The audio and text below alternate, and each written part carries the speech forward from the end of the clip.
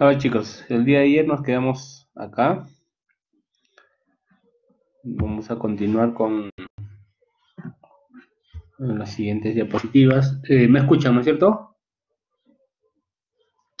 Sí, doctor. Ya, ¿se ve la imagen también? Sí, doctor. Pues, bueno. Muy bien, entonces, aparte de las alteraciones o arritmias que nosotros podemos ver ya sea en la producción o en la conducción de los impulsos, eh, dentro de ellos vamos a encontrar los latidos o ritmos de escape de la unión auriculoventricular. En algunos casos puede ser que haya algún problema a nivel de la conducción normal del nodo auriculoventricular y en esos casos puede haber latidos de escape o ritmos de escape. Eso sucede sobre todo cuando la frecuencia a nivel del nodo sinusal cae por debajo de la frecuencia cardíaca normal. Recuerden que la frecuencia normal va entre 60 a 100 a nivel del nodo sinusal, y cuando esto cae por debajo, es decir, cuando hay un bloqueo sinoauricular, por ejemplo, de salida, o pausas sinusales, o en algunos casos bloqueos aurículos ventriculares de segundo grado, en el cual pues la frecuencia cardíaca cae por debajo de la frecuencia habitual, entonces se originan los ritmos de escape o latidos de escape. A ver, y esto es lo que sucede acá. Miren ustedes, aquí tenemos frecuencias normales hasta este trazado, este QRS, y luego existe una pausa en la cual hay un bloqueo sinoauricular y por lo tanto pues acá se origina un nuevo latido. Si ustedes se fijan, es un complejo QRS, si bien es estrecho, pero es diferente, un poco más de mayor amplitud y se produce un latido de escape. Esos son latidos de escape, ¿correcto? Aquí hay un latido de escape cuando la frecuencia cardíaca cae por debajo de lo normal. En algunos casos pueden ser, pues, a veces más frecuentes, varios latidos a la vez, o a veces solamente uno, como en el caso anterior. Sin embargo, son extrasístoles, que pudiéramos llamarlo así, cuando la frecuencia cardíaca cae por debajo de la normal, en el caso de nodo sinusal, que es lo más frecuente, ¿no? Muy bien, y estos se van a dar en una serie de patologías como son los bloqueos sinoauriculares, los bloqueos auriculoventriculares y síndromes de preexcitación que vamos a ver a continuación. A ver, en primer lugar, los bloqueos sinoauriculares tenemos, así como hay bloqueos auriculoventriculares, también existen bloqueos sinoauriculares. De estos, el único que va a ser visible en el electrocardiograma, va a ser diagnosticado, va a ser el bloqueo sinoauricular de segundo grado. El resto no es detectable en el electrocardiograma. El único que es detectable es el de segundo grado. ¿Ok? Entonces, esto sucede cuando el nodo sinusal tiene un retraso el de primer grado, vamos a hablar, en primer lugar. Existe un retraso en la despolarización o el inicio de la despolarización de la aurícula derecha. ¿Okay? Recuerden que la aurícula derecha es la primera que se despolariza porque el nodo sinusal está en la aurícula derecha y va a haber un retraso. Sin embargo, en el electrocardiograma no vamos a identificar eso porque igualmente la onda P se va a formar, pero lo que no podemos ver es cuánto tiempo se demora en formarse el estímulo a nivel del nodo sinusal y despolarizar la aurícula, de manera que la onda P va a ser igual. No a ver, vamos a dibujar acá, a ver, una onda P igual QRS, ¿ok? Esto no vamos a ver, porque el inicio de la despolarización a nivel del nodo sinusal no se grafica en el electro, de manera que no vamos a poder ver ese retraso que hay acá, porque igual se va a formar la onda P. De manera que esto no se puede ver en el electrocardiograma de 12 derivaciones. En el caso del bloqueo segundo grado, sí, porque, a ver, bloqueo sinoauricular de segundo grado, Sí, vamos a ver, porque va a formar una onda P, complejo QRS, normal. No sé qué pasó acá, a ver. Onda P, QRS, ok. Luego, venimos igual nuevamente. Y se deja de formar la onda P. ¿Ok? Vamos a ver aquí, complejo QRS. Bueno, no sé por qué aquí se sale una línea diferente. Bien, ahorita lo vamos a ver en un electrocardiograma. Y la de tercer grado, pues en donde no hay ningún estímulo del marcapaso, de las células del marcapaso que están en el nervio sinusal que pasen hacia la aurícula. Esto lo vamos a ver mejor en latidos. A ver. Normalmente, a ver, miren ustedes acá, existe una onda P con el complejo QRS. Aquí debería de haber una onda P, que no hay. ¿Ok? Aquí debería haber una onda P, que no existe. Entonces, aquí se dejó de formar la onda P, se dejó de despolarizar la aurícula porque se bloqueó el nodo sinusal. El nodo sinusal, al estar bloqueado, no va a despolarizar en las aurículas y por lo tanto genera un latido de escape, ¿no? Porque imagínense que el corazón, si dejara de latir todo este tramo, pues puede producir un paro. Entonces, para eso, para que no se produzca esa situación, es que se producen los latidos de escape nodales que se van a producir a nivel del nodo aurículo-ventricular. A nivel de la unión, a nivel del nodo auriculoventricular, ¿no? Las flechas rojas, como esta flecha roja, como ven acá, es el lugar donde debió despolarizarse la aurícula, cosa que no lo hizo por un bloqueo sinoauricular. Por eso que los bloqueos de segundo grado son los únicos que se pueden graficar en el electrocardiograma normal. Doctor, disculpe. Bueno, sí. Doctor, en el segundo grado se puede ver lo que es la onda T invertida, o sea, generalmente se puede ver o siempre en cuando lo podemos notar eso. La onda T invertida. T, doctor. La T, no, aquí no tiene nada que ver la onda T. Es que como No, antes la T está muy invertida, por eso. De, aquí la onda T invertida. ajá, en el ejemplo anterior le había dibujado el EKG con una onda T invertida. Acá, ¿Dónde? A ver.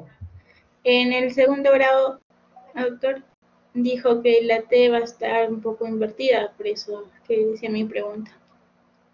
No tiene nada que ver la onda T en bloqueos sino auriculares, no tiene nada que ver la onda T. Ya. Okay.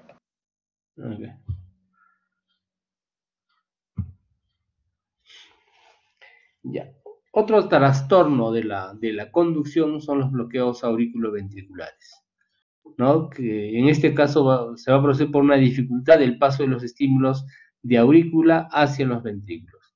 Los de primer grado son simplemente un retraso en el paso normal del estímulo de aurícula hacia ventrículo.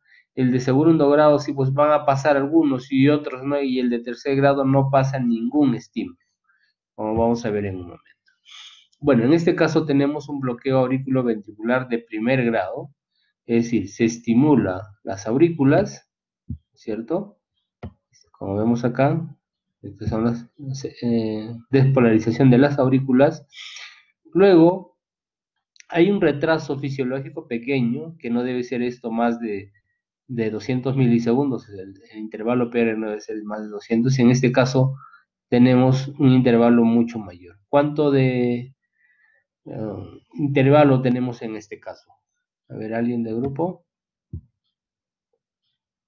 Hasta acá sería el PR. ¿Cuánto es el PR? 320, no, 280, doctor. Correcto, muy bien. 7 cuadraditos serían 280, ¿no? 280 milisegundos, que es largamente por encima de lo normal, es máximo 200 milisegundos. Entonces, ¿qué bloqueo sería este? ¿Primero, segundo, tercero? Tercero, doctor. Tercero, no, es el primer grado. Es un bloqueo auriculoventricular de primer grado, ¿no? Perdón, ¿qué pasó acá?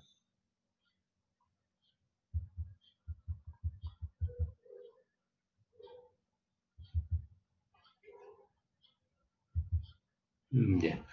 Este es un bloqueo auriculoventricular de primer grado, porque el PR está mayor a 200 milisegundos, solamente eso.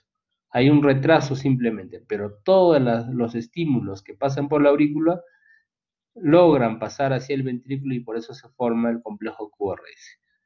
¿Okay? PQRS, PQRS, en todos está acompañado la onda P con el QRS. PQRS, PQRS. Y es cierto, hay un pequeño retraso, pero siempre hay una onda P acompañada de un complejo QRS. ¿Okay? Entonces, eso hablamos de bloqueo auriculoventricular de primer grado cuando el intervalo PR es mayor de lo normal. ¿Ok? Muy bien. En este caso, vamos a ver, ya. Miren ustedes qué es lo que sucede acá. El PR, en este caso está hasta acá, sería más o menos 200 milisegundos, un poquito más incluso. Aquí, ¿cuánto es? A ver, chicos. ¿Cuánto tenemos de PR acá? 280.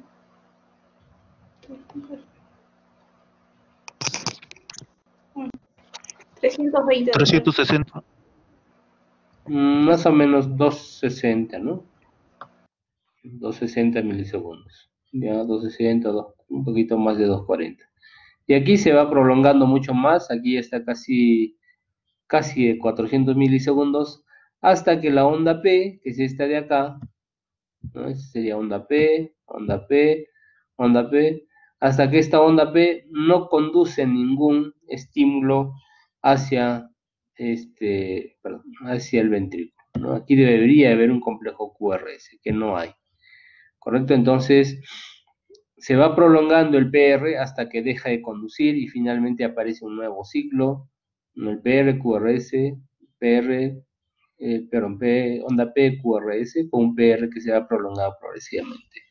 Este es un bloqueo auriculoventricular de segundo grado, como ya les decía, hay algunos que conducen y otros no. Cuando se va prolongando en forma progresiva y hasta que deja de conducir, a eso se llama un bloqueo de segundo grado tipo 1 o de Wenckebach. ¿Okay? Este es un bloqueo progresivo hasta que deja de conducir el...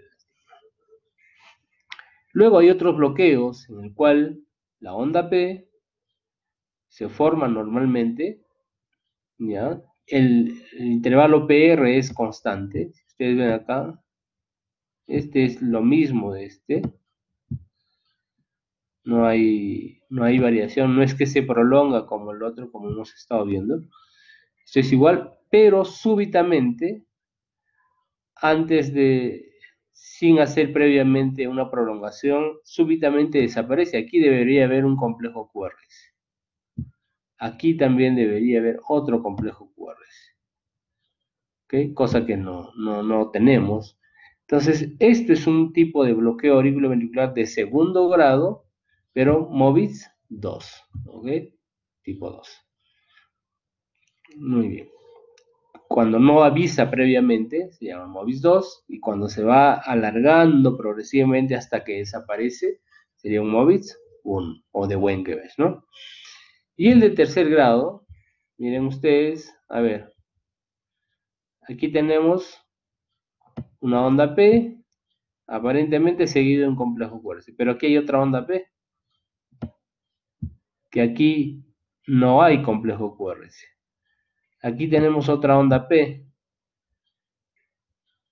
Aquí aparece un complejo QRS, pero sin ninguna relación, ¿no? Aquí hay otra onda P. Si ustedes se fijan acá, cada onda P está completamente disociado con el complejo QRS. El QRS tiene otra frecuencia, mucho más lento. Ustedes se fijan acá, mucho más lento el QRS. Y las ondas P son mucho más rápidas, tienen otra frecuencia. ¿Ok? Están completamente disociadas, cada uno va por su lado, se va despolarizando las aurículas y los ventrículos también se despolarizan a otra frecuencia, pero gracias a un ritmo de escape.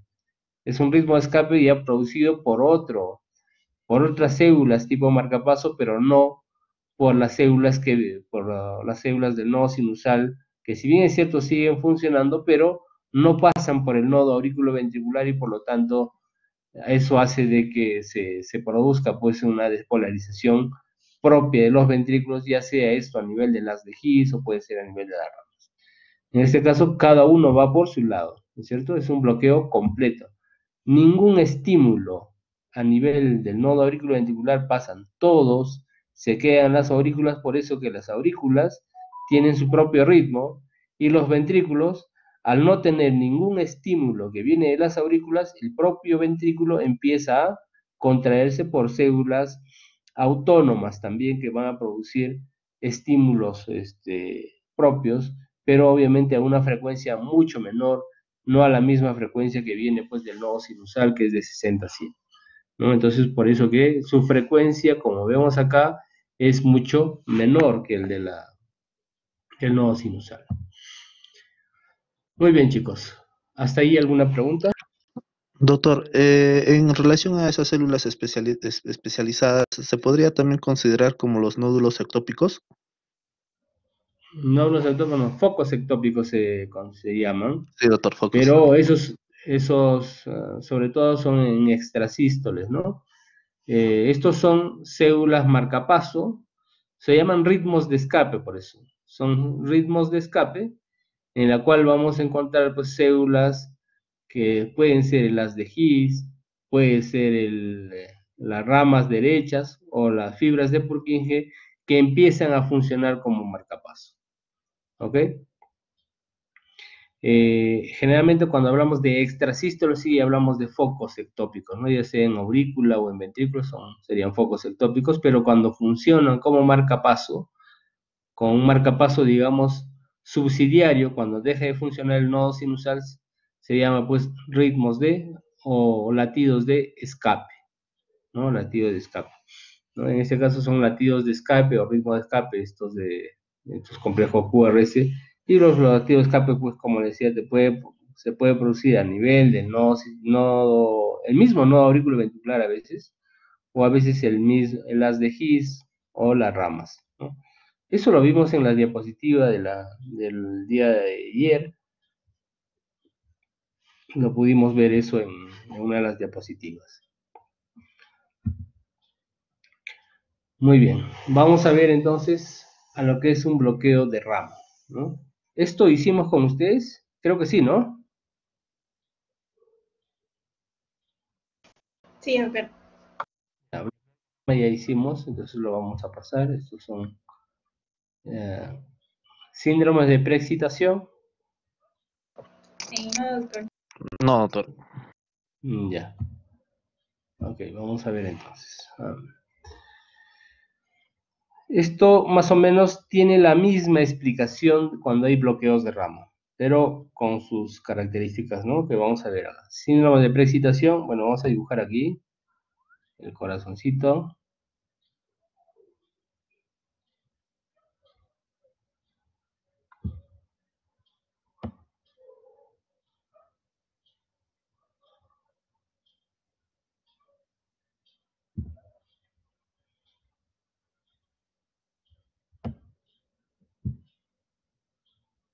Ya, bueno, aquí la rama.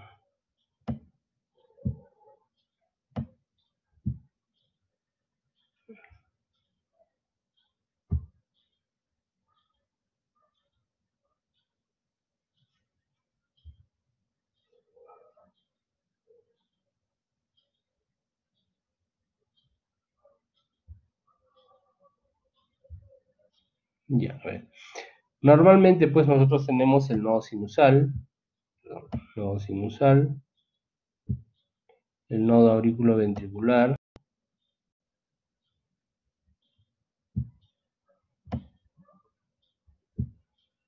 con su rama derecha y rama izquierda, ¿ok?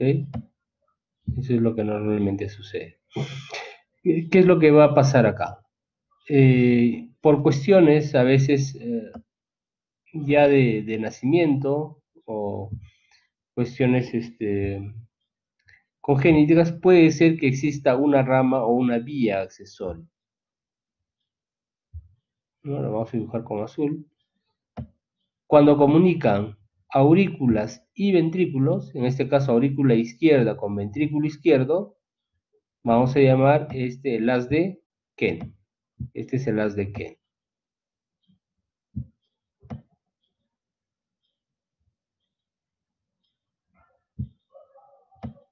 Es el haz de Ken. ¿Okay? Bueno, este es el haz de Ken que va a comunicar directamente a aurícula y ventrículo. Recuerden ustedes que cuando tomamos electrocardiograma, lo que vamos a encontrar es una onda P, luego tenemos un retraso gracias al nodo auriculoventricular, porque el nodo auriculoventricular lo que hace es retrasar un poco el estímulo que viene de las aurículas para finalmente llevarlos a los ventrículos y que eso se contraiga. Esto es la característica que tiene el nodo auriculoventricular, de retrasar un poco. Pero ¿qué es lo que sucede cuando hay una vía accesoria? El estímulo va a pasar directamente desde aurícula hacia ventrículo y estas vías accesorias, vías anómalas, como es el haz de Ken, no tiene esa capacidad de retrasar el estímulo de aurícula hacia ventrículo y por lo tanto se va a hacer casi directamente. ¿Ok? Entonces, y cuando hay alas de Ken, bueno, pues vamos a tener un síndrome que se llama el síndrome de Wolff-Parkinson-White. ¿Ok? Síndrome de Wolff-Parkinson-White. ¿Cómo va a ser el trazado electrocardiográfico en Wolff-Parkinson-White? Va a ser una onda P, seguidamente vamos a tener un complejo QRS y finalmente la onda T. No, la verdad no sé por qué me salen estas cosas así.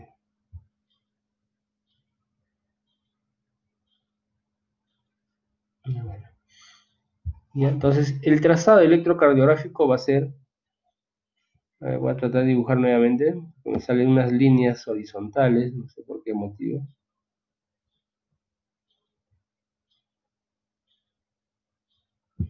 Ok.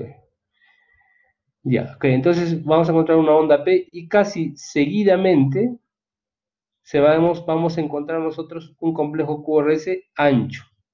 Ahora, ¿por qué se produce este PR corto? Porque vamos a encontrar un PR corto, ¿no? Esto va a ser menos de 120 milisegundos, porque justamente recuerden que el PR, el intervalo PR, representa pues el tiempo que se demora el estímulo a nivel del nodo auriculoventricular. Esa demora fisiológica no se produce cuando existe una vía accesoria, porque esa vía accesoria no tiene las características fisiológicas del nodo auriculoventricular. Por lo tanto, el PR va a ser corto, el QRS va a ser ancho. ¿Y por qué va a ser el QRS ancho? Porque el estímulo, al pasar directamente de aurícula hacia ventrículo, no pasa por las vías normales, que son las ramas derecha y la rama izquierda. Entonces, al pasar directamente hacia los ventrículos, lo que va a hacer es se va a producir una despolarización atípica, se va a demorar mucho más en el tiempo y es casi la misma explicación que yo les daba cuando tenían pues un bloqueo de rama derecha o izquierda, ¿no? Entonces va a estimular, si es en el lado izquierdo, estimulará pues primero el ventrículo izquierdo, luego el ventrículo derecho, ¿ok? Pero esta despolarización va a ser atípica, se va a demorar mucho más en el tiempo, por eso que el QRS va a ser ancho. Y habitualmente la onda T también puede ser negativa. En esos casos sí puede ser negativa la onda T porque la repolarización también puede ser atípica. Y esta morfología que tiene al formarse un QRS ancho, en el caso de Wolff-Parkinson-White, es la morfología de un delta, que hablamos de ondas delta. Esta región es el delta, que forma una onda delta, QRS ancho y PR corto. Eso es parte de Wolff-Parkinson-White.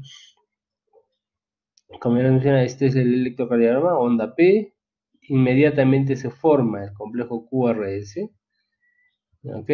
A veces puede ser positiva, como vemos acá, o a veces puede ser negativa. ¿Ya? Igualmente, esto es lo que vamos a ver. En algunas ocasiones puede suceder de que esta vía accesoria incluso puede tener un sentido retrógrado, es decir, en vez de pasar de aurícula hacia ventrículo, puede hacer que se produzca de ventrículo hacia aurícula. Entonces se forma una macro reentrada por una vía accesoria, ¿no? Se forma el estímulo, pasa por la vía normal, regresa por el nodo auriculoventricular, nuevamente se va hacia la aurícula y regresa hacia los ventrículos. Entonces, eso puede suceder cuando hay un síndrome de Wolff-Parkinson-White. Entonces, y eso produce taquicardia, obviamente. Y las taquicardias, en este caso, taquicardias mediadas por una vía accesoria, puede ser en sentido ortodrómico cuando pasa por la vía normal y antidrómico cuando pasa en sentido opuesto a la vía normal, que es el haz de His. ¿Ok? Entonces hablamos de taquicardia antidrómica y ortodrómica. Existen otras vías accesorias, como vamos a ver el haz de James, que es parte del síndrome de Longano-Levin, y otra vía como el haz de Mahai. Por eso vamos a verlo en un momento. ¿Ok? Miren ustedes, a nivel del nodo, bueno, a nivel de entre aurícula y ventrículo, podemos encontrar otras vías accesorias. Este es el tabique aurículo-ventricular, es el tabique que separa aurícula de ventrículo. El haz de Kent, como ya saben, comunican aurícula y ventrículo, que es parte del síndrome de Wolff-Parkinson-White, y sabemos las características, pero en otras ocasiones no siempre este haz va a comunicar aurícula y ventrículo, si no puede comunicar, en este caso, la aurícula con el haz de His, ¿ok? Y esto es parte del síndrome de Longano-Levin, cuando comunica aurícula y haz de His. Y hay otros haces, como es el haz de Mahai, que puede comunicar el haz de His con los ventrículos y por lo tanto van a tener características electrocardiográficas diferentes. Muy bien. En el caso del síndrome Longano-Levin, ¿qué es lo que va a suceder? A ver, un momentito. No sé qué pasó acá. Ya. En el caso síndrome Longano-Levin, al unir directamente la aurícula con el haz de His, vamos a ver que la onda P se puede formar normalmente, pero, a ver un momentito, chicos.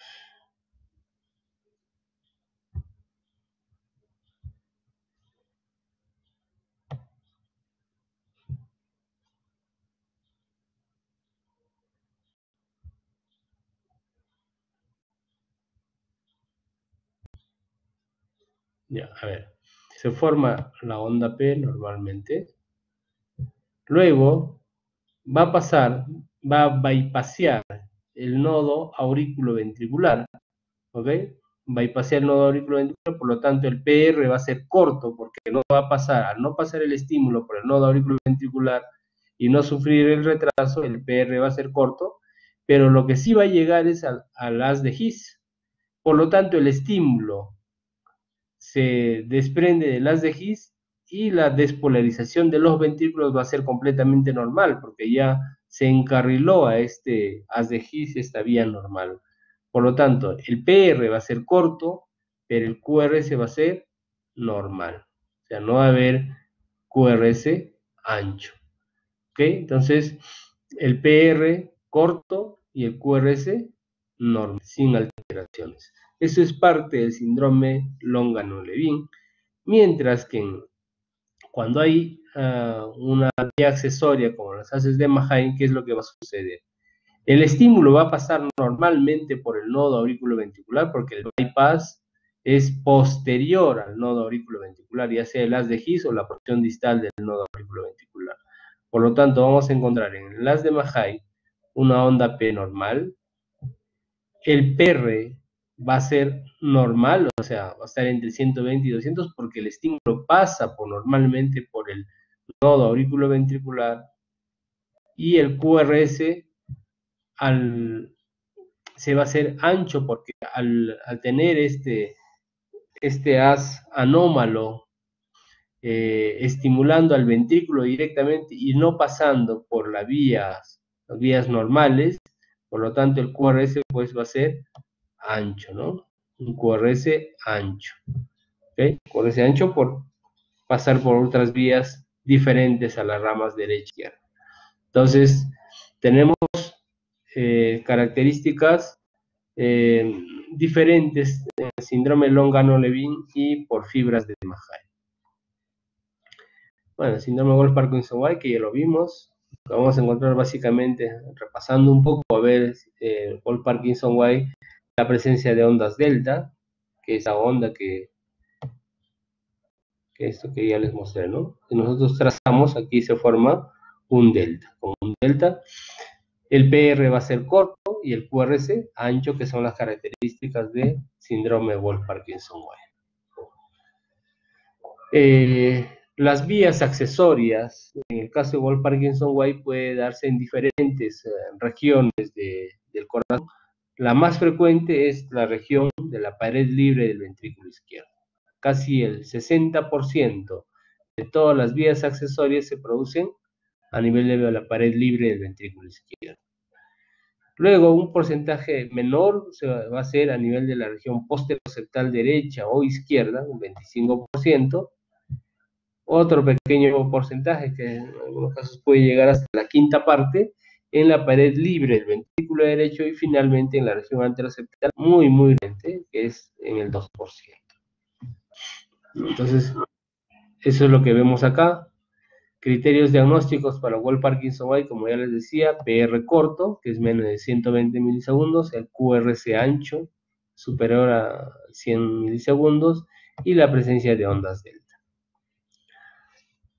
Como ya les mencionaba, puede haber una alteración secundaria en la repolarización con ondas T y segmentos ST. A veces hay T negativas, no siempre. Eso no es un criterio, pero en el electrocardiograma podría verse, ¿no? Pero las tres características iniciales, y eso sí tiene que estar como parte del criterio diagnóstico de Wolff-Parkinson-White. En el caso del síndrome Longano-Levin, que fue descrito por primera vez en el año 1952, también es otro tipo de síndrome preexcitación. Tiene un carácter autosómico dominante y se ha relacionado con un gen especial que es el PRKAG2, y generalmente pues esto se va a suceder en alteraciones en el cromosoma 7, ¿okay? Tiene transmisión autosómica dominante.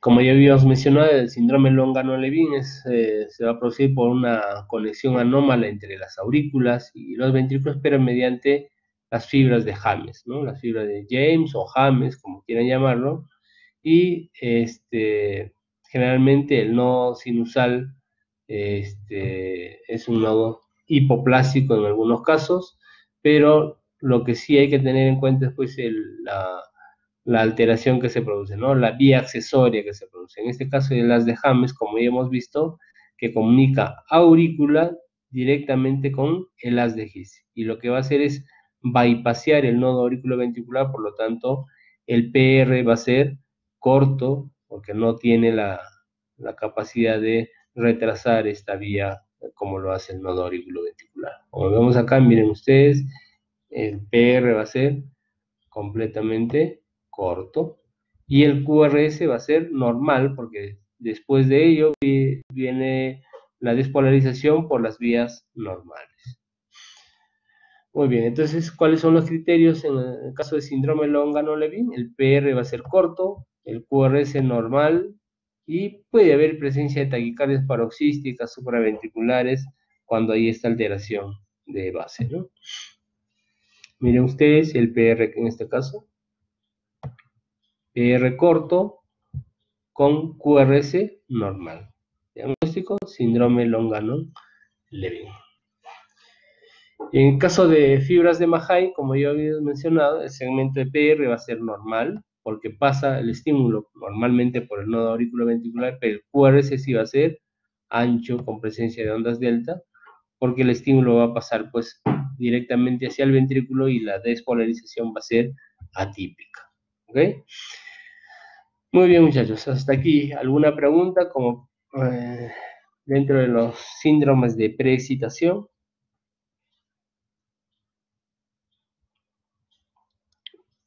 No, doctor. Ok. No, doctor. Ya. Muy bien, chicos. Entonces, a ver, vamos a continuar. Es una parte más pequeñita ya. Sobre todo, algunas alteraciones metabólicas que también pueden producir alteraciones en el electrocardiograma, como son, en este caso, la hiperpotasemia. La hiperpotasemia lo que va a producir clásicamente unas ondas T altas y picudas. Obviamente, cuanto mayor sea la hipercalemia, mayor van a ser las ondas T altas, pero inicialmente esto es la alteración de base. Si esto sigue subiendo, el potasio sigue incrementándose, entonces lo que va a producir es un aplanamiento de las ondas P, va a tener unas ondas P bajas, el QRS se puede ensanchar progresivamente, y posteriormente incluso pueden generarse bloqueos, ¿no? Bloqueos auriculoventriculares de segundo grado, incluso puede llegar hasta de tercer grado, e incluso si es que el QRS es si el potasio está muy elevado, por encima de 8 o 9, puede haber pues ausencia de ondas P. El paciente puede cursar con bloqueos completos, como ya les mencionaba, bloqueo de tercer grado, taquicardia ventricular, fibrilación ventricular, incluso la muerte, ¿no? Entonces, esas son las alteraciones, sobre todo cuando hay hipercalemia. Hipercalemia o hiperpotasemia, que si bien es cierto, la alteración inicial es las ondas T altas y picudas, posteriormente pueden tener otras alteraciones como las ondas P bajas, pueden desaparecer incluso las ondas P, QRS ancho, el punto J también que se deprime, y finalmente alteraciones como bloqueos completos o arritmias ventriculares. ¿Y qué es lo que sucede cuando hay hipopotasemia? Cuando el potasio baja. Entonces, lo que vamos a encontrar aquí, que el segmento ST se va a deprimir, las ondas T van a tener un efecto contrario, obviamente, las ondas T van a tener un bajo voltaje, y puede haber incluso las ondas U altas y a veces mezcladas con las ondas T. Las ondas U, que habitualmente no se ven, pueden ser visibles en estos casos, y la onda P también va a tener un efecto contrario, ¿no? Si en la hipercalemia las ondas P se aplanaban, en este caso las ondas P van a ser altas, incluso pueden simular una dilatación de aurícula derecha. Estos son las alteraciones que podemos ver en el caso de hipercalcemia.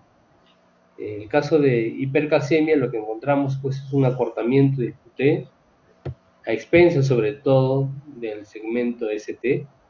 Se prolonga el PR, miren ustedes, el PR va a ser prolongado, puede ser un bloqueo de primer grado. Las ondas T van a ser prolongadas con una rama, con rama derecha corta, a esto se refiere, con una rama corta. Y en el caso de hipocalcemia, que es lo opuesto, el QT empieza a alargarse, pero a expensas del segmento del ST que se ve largo y se ve aplanado, y la onda T habitualmente no se afecta, ¿no? Justamente la hipocalcemia solamente se alarga el QT.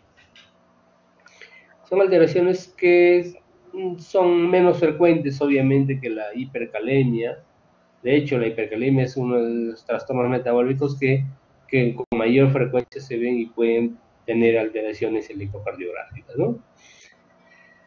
Algo que también no se usa mucho ya, antes pues se utilizaba bastante la digoxina o cualquier otro digitálico, en el cual pues sus efectos a veces eran de intoxicación digitálica. Los pacientes pueden cursar con náuseas, vómitos, problemas gastrointestinales, y acompañados de ello vamos a tener un infradesnivel del segmento ST con una concavidad hacia arriba, y eso se llama la cazoleta digitálica, como vemos acá. Una cazoleta digitálica con infradesnivel del segmento ST, que eso es pues habitualmente las alteraciones que se producen cuando hay intoxicación por digitales, ¿no? El segmento ST negativos o infradesnivel, y la presencia pues de esa cazoleta digitálica clásica que se veía anteriormente. Ahora es un poco frecuente ver, porque ya no se usa mucho el digital como parte de la terapia.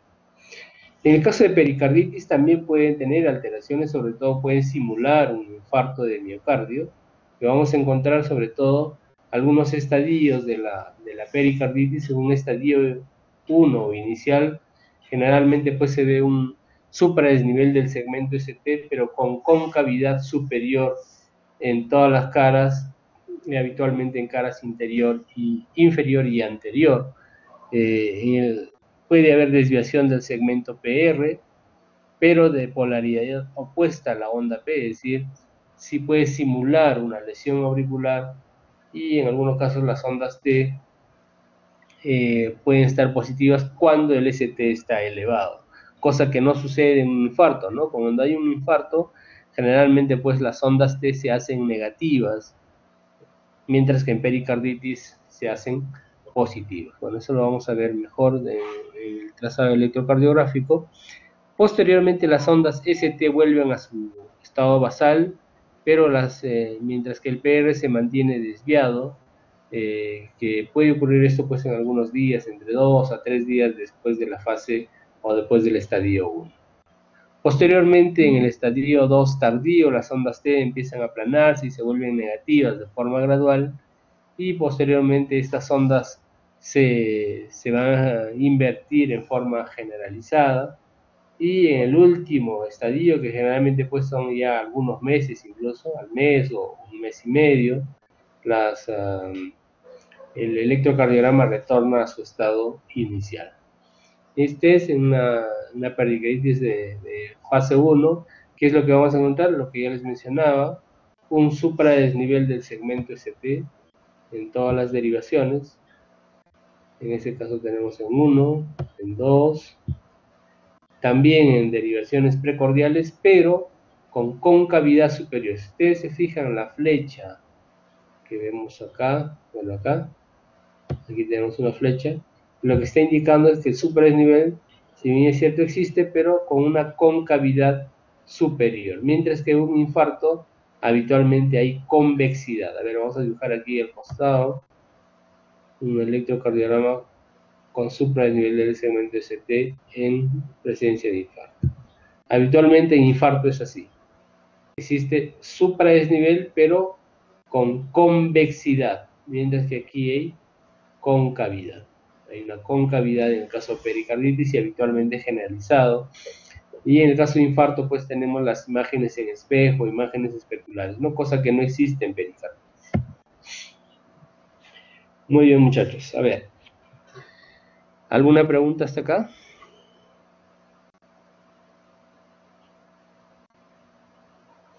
Nada, muy bien. El día de mañana, sí. Doctor, entonces como forma de conclusión, se podría decir que una pericarditis es totalmente, bueno, en relación ahí a la imagen, se podría decir que podríamos también hablando en relación al supernivel del ST y un infarto, ¿no?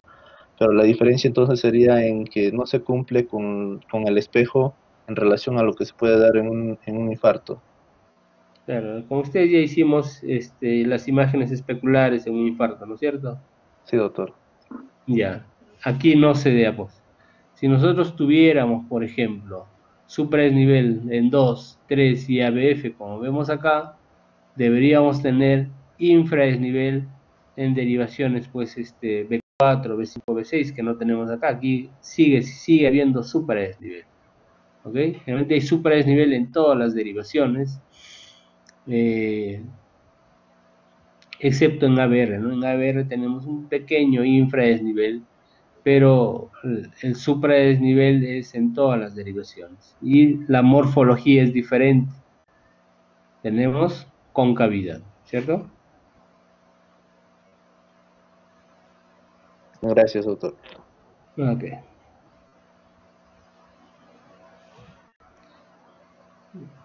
Ok, chicos, repasen para mañana. Entonces, mañana vamos a dar un pequeño fast test sobre esto. Todo lo que hemos hablado ayer y hoy día. Lo pueden repasar y mañana nos vemos nuevamente.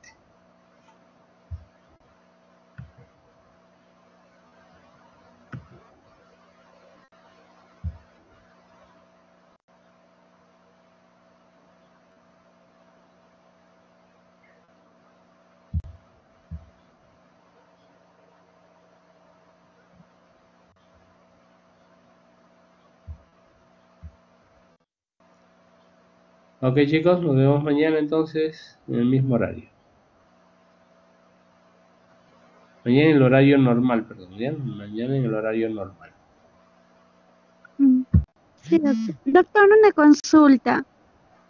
Sí, Yo estaba leyendo algo sobre el tratamiento y todo ello.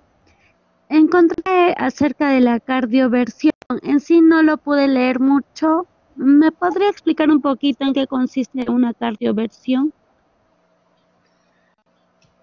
bueno, eso se produce sobre todo cuando hay arritmias tipo ah, mm,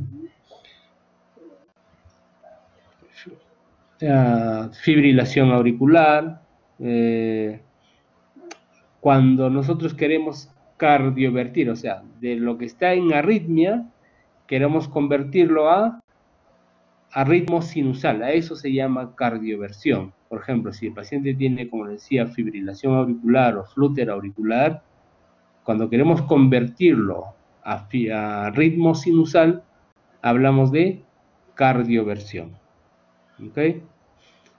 A eso se refiere la cardioversión. Entonces, ejemplo, si tienes un paciente con flúter auricular y tú quieres cardiovertirlo, puede ser de dos maneras. Una cardioversión farmacológica, que se hace con medicamentos tipo amiodarona, se puede hacer con medicamentos como propafenona, también se podría utilizar de forma farmacológica. O si no, hacerlo pues con medicamentos, perdón, con, con desfibrilador, pero una modalidad de cardioversión. ¿Ok? A eso se refiere con cardioversión de una arritmia hacia ritmo sinusal. Doctor, disculpe, Gracias. en relación a esa pregunta, también estaba leyendo algo. También se podría llegar a ese punto sinusal en relación al uso de masajes carotídeos. No, eso es otra cosa. Bueno, el masaje carotidio se refiere para bajar la frecuencia cardíaca. En el caso de taquicardias paroxísticas supraventriculares se puede utilizar masaje carotidio para disminuir la frecuencia cardíaca, pasar a un ritmo sinusal, ¿no? Pero no es, digamos, lo habitual. En flúter, como ya les mencionaba, ahí no se utiliza masaje carotidio. El masaje carotidio habitualmente se utiliza pues, en taquicardias paroxísticas supraventriculares, en En fibrilación también algunas veces se puede utilizar, pero generalmente no es lo que se usa y no se revierte la fibrilación con un masaje carotídeo. Masaje carotídeo sobre todo para taquicardias paroxísticas supraventriculares. En esos casos sí funciona. Bueno, funciona también en un porcentaje pequeño, no es 100% efectivo.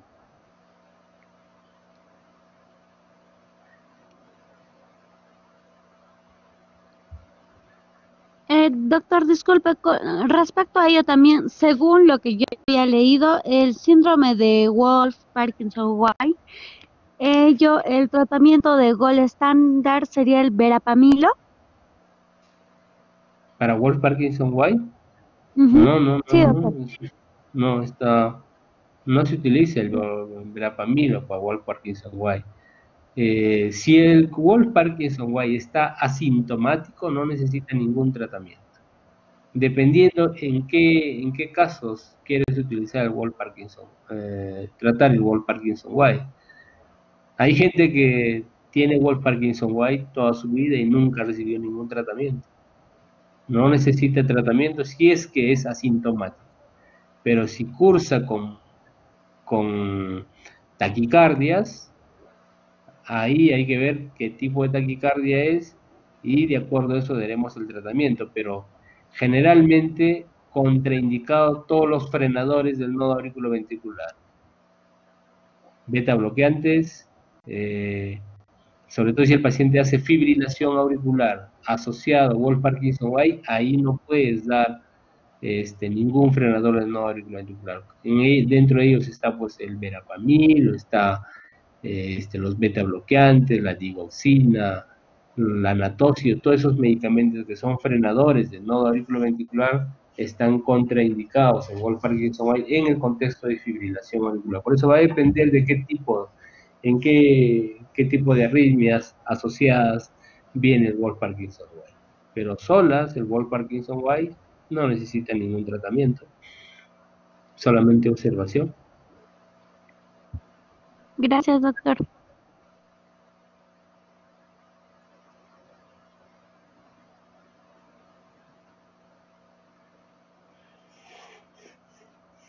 Muy bien, chicos, ya que no hay ninguna otra pregunta, nos vemos el día de mañana.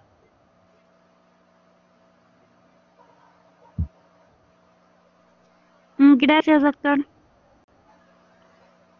Hasta mañana, doctor. Ok, hasta mañana.